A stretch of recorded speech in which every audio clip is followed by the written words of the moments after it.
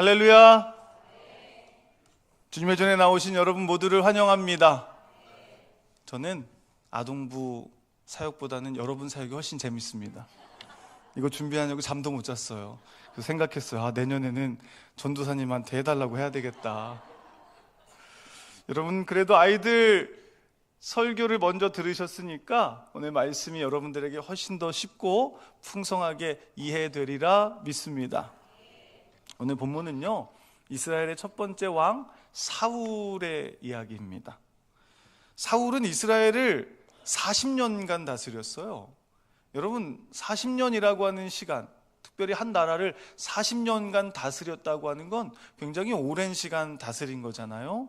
그런데요, 안타깝게도 사울은 왕이 된 지 2년 만에 하나님으로부터 버림받게 됩니다. 그리고 하나님께 버림받게 되는 그 결정적인 사건이 바로 오늘 본문에 기록되어져 있죠. 오늘 본문 2절 말씀을 우리 주목해 보겠습니다. 이스라엘 사람 3,000명을 택하여 그 중에서 2,000명은 자기와 함께 믹마스와 베델산에 있게 하고 1,000명은 요나단과 함께 베냐민 기브아에 있게 하고 남은 백성은 각기 장막으로 보내니라. 아멘. 원래 이스라엘의 이 군대 체계는요, 예비군 조직으로 운영되었거든요. 그러니까 전쟁이 일어나면 그때 사람들을 소집해서 그들을 데리고서 전쟁을 펼쳐왔는데, 사울이 왕이 되고 나서 그 체계를 정규군 체제로 바꾸기 시작합니다. 그래서 오늘 본문에 봤더니 사울이 조직해서 훈련시킨 군대의 수가 3,000명이었다고 이야기를 하죠. 겉으로 볼 때는 왕이 되어서 나라를 안전하게 지키기 위한 굉장히 지혜로운 처사처럼 보여요. 그런데 문제는 그 다음에 벌어지죠. 자, 우리 3절의 말씀을 보겠습니다. 요나단이 게바에 있는 블레셋 사람의 수비대를 치매 블레셋 사람이 이를 들은지라. 사울이 온 땅에 나팔을 불어 이르되 히브리 사람들은 들으라 하니. 아멘. 사울은 3,000명의 이 병력을 준비시키고 그 중에 2,000명은 자기가 운용하고 1,000명은 자기의 아들 요나단에게 맡깁니다. 그런데 이 요나단이 그 1,000명을 이끌고 블레셋 수비대를 공격하죠. 여러분 생각해 보세요. 다른 나라의 수비대를 공격한다는 것, 이거 쉬운 일이 아니거든요. 잘못하면 이 일로 인해서 전쟁이 촉발될 수도 있는 굉장히 위험한 일이었습니다. 근데 본문 어디에도 사울은 이 일을 두고 하나님께 물었다고 하는 기록이 없어요. 결국 이 일로 인해서 블레셋이라고 하는 나라가 이스라엘과의 전쟁을 결정하고 병력을 모읍니다. 이스라엘 앞에 진을 치기 시작합니다. 우리 5절의 말씀입니다. 블레셋 사람들이 이스라엘과 싸우려고 모였는데 병거가 3만이요 마병이 6,000명이요 백성은 해변에 모래같이 많더라. 그들이 올라와 베다웬 동쪽 믹마스에 진침해. 아멘. 성경이 말하는 이 블레셋의 병력은 듣기만 해도 어마어마합니다. 병거만 3만이랍니다. 여러분, 병거는요, 지금 현대전에서는 탱크에 맞먹는 무기입니다. 마병은 6,000이고 보병의 수는 해변의 모래와도 같이 많다, 그렇게 이야기를 하죠. 그런데 이에 맞서는 이스라엘의 병력의 수는 얼마라고요? 3,000. 고작 3,000입니다.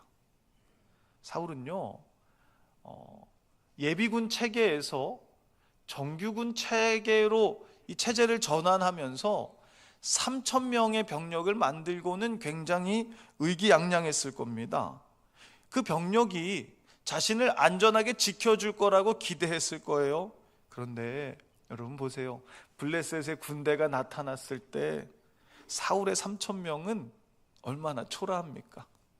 자신이 의지하던 힘이 얼마나 연약한지가 처참하게 드러나게 됩니다. 여러분, 지금 이 말씀은요, 사울이 얼마나 어리석었는지를 고발하는 말씀이 아니에요. 이 말씀은 우리를 비추는 거울이 되어야 합니다.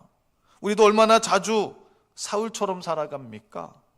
하나님 없이 얼마든지 내 힘으로 잘 해낼 수 있다고 생각하지 않나요? 내 경험으로, 내 판단으로, 내 능력으로 충분하다고 생각하기도 하죠. 그런데 막상 인생의 블레셋이 우리 앞에 나타나면 내가 의지하던 것들이 얼마나 초라한 것인지를 우리가 발견하게 됩니다.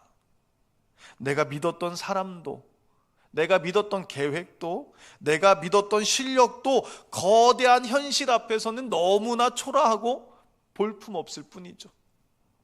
여러분, 문제는요, 준비가 부족한 게 아니에요. 문제는 하나님을 의지하지 않는 겁니다. 하나님 없이도 얼마든지 잘 해낼 수 있다고 생각하는 나의 어리석음이 문제라는 겁니다. 결국 믿음의 싸움은 내가 얼마만큼을 모았느냐로 결정되는 것이 아니라 내가 누구를 의지하느냐로 결정되는 겁니다. 오늘 여러분은 누구를 의지하고 있습니까? 여러분은 무엇을 의지하고 있습니까? 우리 6절에서 7절의 말씀을 봅니다. 이스라엘 사람들이 위급함을 보고 절박하여 굴과 수풀과 바위 틈과 은밀한 곳과 웅덩이에 숨으며 어떤 히브리 사람들은 요단을 건너 갓과 길르앗 땅으로 가되 사울은 아직 길갈에 있고 그를 따른 모든 백성은 떨더라. 아멘. 상황이 이쯤 되자 군대가 크게 요동하기 시작합니다. 어떤 사람들은 굴에 숨고, 어떤 사람들은 수풀과 바위 틈에 숨고, 어떤 사람들은 은밀한 곳과 웅덩이에 몸을 맡기죠. 심지어는 아예 요단 동편으로 도망가는, 탈영하는 병사들이 생겨나기 시작합니다. 남아있는 이들의 사정도 크게 다르지 않았는데 성경은 그들이 떨고 있었다, 그렇게 말하죠. 여러분, 문제가 생기면 우리는 어떻게 해야 합니까? 도망가야 합니까? 포기해야 합니까? 아니죠. 하나님의 사람은 문제 앞에서 하나님께 엎드려야 합니다. 기도해야 합니다. 그런데 오늘 본문 어디에서도 누구도 하나님을 찾지 않습니다. 누구도 기도하지 않아요. 그러니 두려움이 점점 더 큰 위세로 그들을 집어삼켰고, 당연하게도 그들은 두려워 떨 수밖에 없었던 거죠. 자, 이때 사울의 마음이 어땠을까요? 다급했을 겁니다. 불안했을 겁니다. 정윤이가 얘기해 준 대로 도망가고 싶었을 거예요. 우리 8절의 말씀입니다. 사울은 사무엘이 정한 기한대로 이레 동안을 기다렸으나 사무엘이 길갈로 오지 아니하매 백성이 사울에게서 흩어지는지라. 아멘. 사울에게는 사무엘과 정한 기한이 있었는데 그 기한이 이레, 곧 7일이었다는 거죠. 근데 지금 이 상황을 보세요.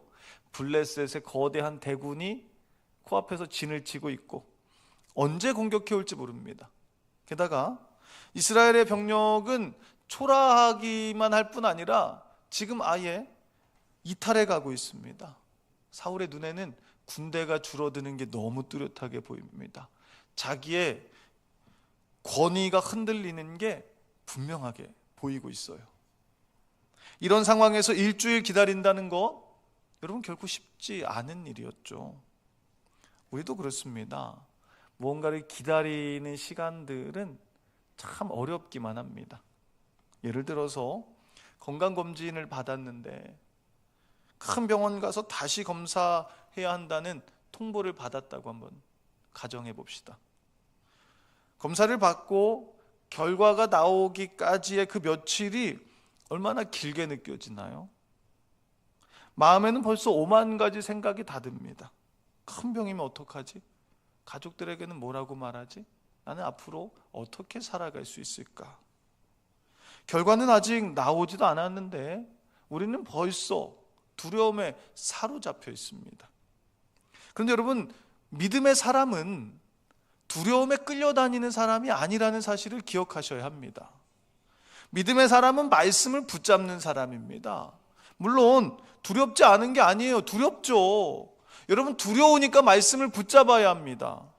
문제를 부정하라는 이야기가 아니라 문제 가운데 말씀을 붙잡고 이 문제를 향한 하나님의 음성, 오늘 나를 향한 하나님의 음성을 들어야 하는 겁니다. 여러분, 인생의 블레셋은요 완전하게 없앨 수가 없어요. 블레셋이 사라지면 다 끝나던가요? 아니죠. 암몬이 나타납니다. 암몬이 지나가면 아말렉이 와요. 그러니까 중요한 것은 문제가 없기를 바라는 것이 아니라 어떤 상황에서도 말씀으로 내 마음을 붙잡는 법을 배워야 하는 겁니다. 그 시작이 바로 매일의 큐티라는 것이죠. 여러분, 큐티는 두려운 내 마음을 말씀 앞에 세우는 시간이 되고요. 그러면 그때 하나님이 크게 보이기 시작합니다. 하나님이 일하실 거라고 하는 기대와 소망이 우리 가운데 나타남으로 문제가 사라진 것은 아니지만 그 문제가 내 마음을 집어삼키지 못해요. 그 문제가 점점 내게서 작아져 가는 것을 경험하게 됩니다. 근데 사울은 그렇게 하지 못했어요. 9절의 말씀을 봅니다. 사울이 이르되 번제와 화목제물을 이리로 가져오라 하여 번제를 드렸더니. 아멘. 결국 사울은 잘못된 선택을 합니다. 사무엘을 기다리지 않고 자기 마음대로 번제를 드리죠. 겉보기에는 위기의 상황 속에서 어쩔 수 없었던 행동처럼 보이죠. 그렇잖아요, 여러분. 백성들은 지금 흩어지고 있어요. 사무엘은 오지 않습니다. 거대한 블레셋은 언제 쳐들어올지 알 수 없습니다. 그런데 중요한 것은요, 이 일로 인해서 사울은 하나님께 버림받았다는 겁니다. 그래서 그가 왕으로 통치하는 40년의 시간 중 38년은 하나님께 버림받은 채 비참한 시간을 살아왔던 거죠.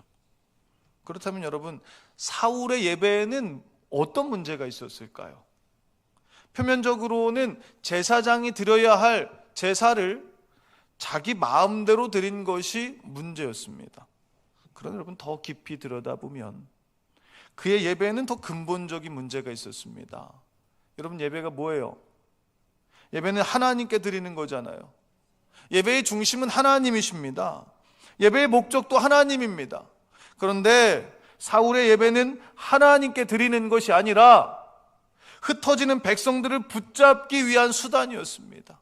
사울의 예배는 하나님을 높이는 예배가 아니라 자기의 불안을 해소하기 위한 하나의 도구로 전락해버렸다는 거예요.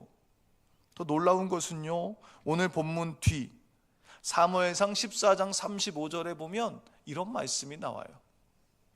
사울이 여호와를 위하여 제단을 쌓았으니 이는 그가 여호와를 위하여 처음 쌓은 제단이었더라. 아멘. 사울이 여호와를 위하여 처음으로 제단을 쌓았대요. 그동안 사울이 하나님을 몰랐던 게 아니잖아요. 하나님을 예배하지 않았던 게 아니잖아요. 그런데 그는 지금껏 한 번도 하나님께 예배한 적이 없었어요. 한 번도 마음을 쏟아서 온전한 예배를 드리지 않았다는 겁니다. 그러니까 14장에 이 말씀이 있었기 때문에 13장에 드린 이 예배는 절대로 하나님을 향한 예배일 수가 없었던 거죠. 만약에 사울이 하나님을 향한 예배자였다면 지금 이 상황 속에서 예배하는 것이 아니라 요나단이 블레셋의 수비대를 치기 전에 먼저 하나님을 예배했겠죠. 그러나 그때는 예배하지 않았어요. 왜요? 그때는 자신만만했거든요. 그때는 자신의 정예 병력 3,000명이 자신을 지켜줄 거라고 생각했습니다. 그런데 병사가 흩어지고 상황이 급박해지고 도저히 자기의 힘으로 감당할 수 없는 상황이 되자 그제서야 예배합니다. 결국 그의 예배는 하나님을 향한 예배가 아니라 위기 앞에서 하나님을 이용하려는 종교적인 몸부림에 불과했다는 거죠. 그렇다면 여러분, 이 시간 우리가 사울의 예배를 판단하기 위해서 예배의 자리에 선 거 아니잖아요. 이 말씀을 우리에게로 가져와 봐야겠죠. 우리의 예배는 어떻습니까?